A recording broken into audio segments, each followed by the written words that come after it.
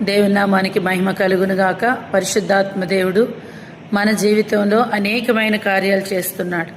ఒక బలహీనత నేను ఆవరించిందా? దాని నిమిత్తం నువ్వు బాధపడుతున్నావా? అన్ని శ్రమలు నాకే వస్తున్నాయంటే ప్రభా నువ్వు అనుకుంటున్నావా? యేసయ్య ఈ సమయంలో నీతో మాట్లాడుతున్నాడు, నిన్ను పిలిచిన వాని గుణాతిశయమును బట్టి.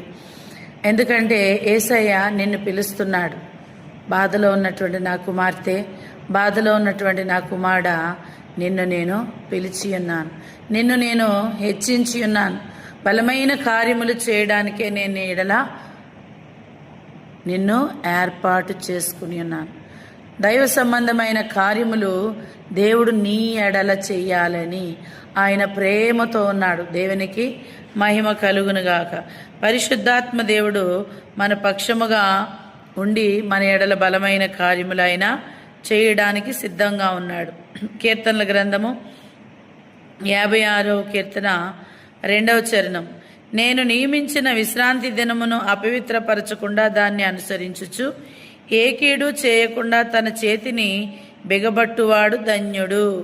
విశ్రాంతి దినము అనగా ఆదివారం, దేవునికి మహిమ కలిగేటువంటి దినం.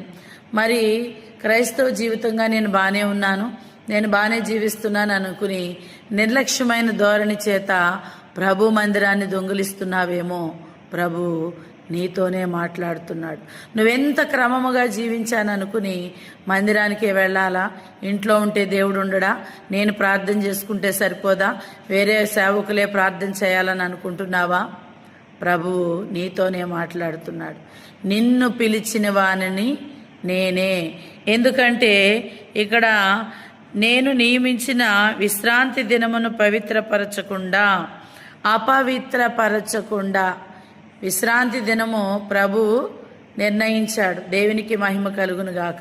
కాబట్టి ఏ ఒక్క దినము మనం మందిరాన్ని దొంగిలించకుండా ప్రభు ప్రేమలో ముందుకు సాగుదాం.